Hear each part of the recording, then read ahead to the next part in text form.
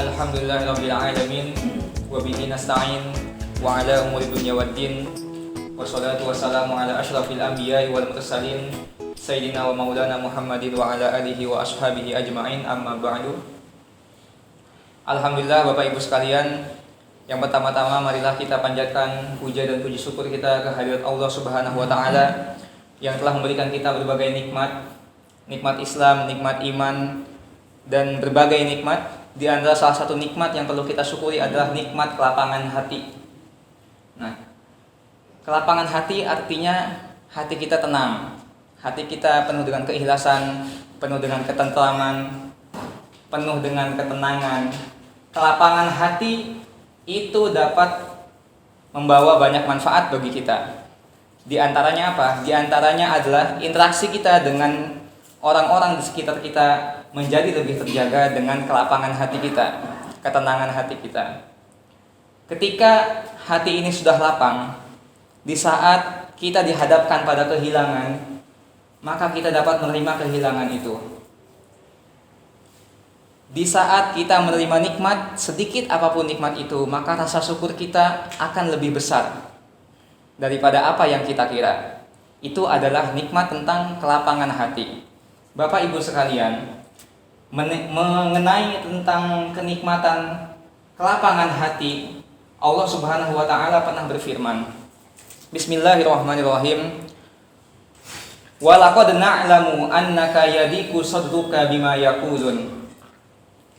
Fasabbih bihamdi rabbika wa kum minas sajidin. Wa'bud rabbaka hatta ya'tiyakal yaqin. Artinya adalah, wahai Muhammad, kami telah mengetahui bahwasannya hati kamu itu menjadi sempit sebab apa yang dikatakan oleh orang-orang musyrik itu kepada kamu. Maka bertasbihlah kepada Allah, memujilah Allah, dan jadilah kamu di antara orang-orang yang bersujud. Kemudian beribadahlah kepada Allah sampai datang kepada engkau suatu keyakinan.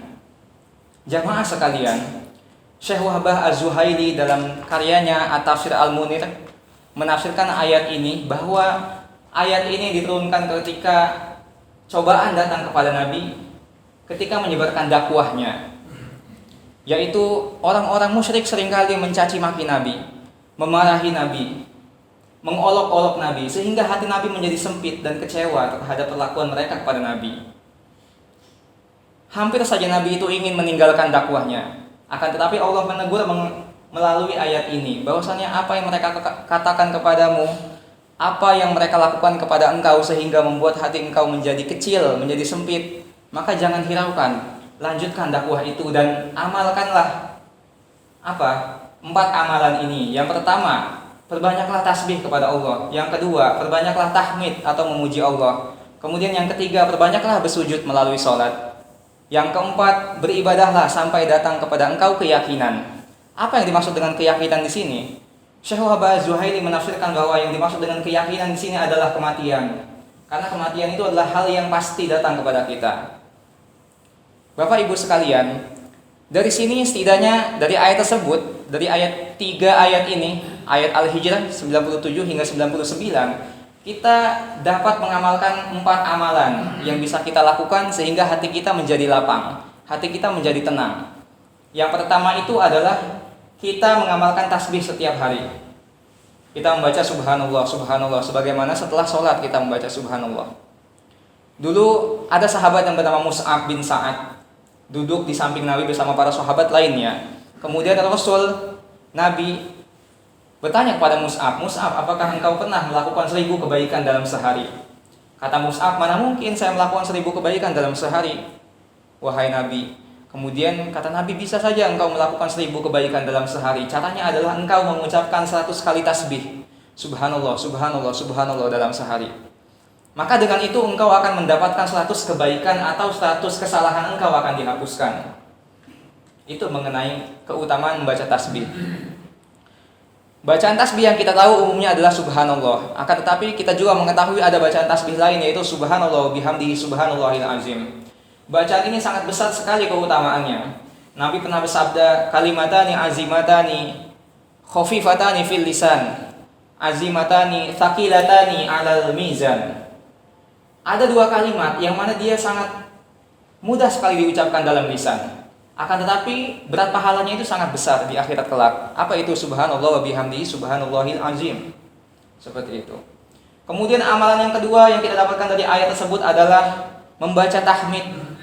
Membaca tahmid itu adalah alhamdulillah, alhamdulillah, alhamdulillah, sebagaimana tadi kita membacanya ketika setelah sholat.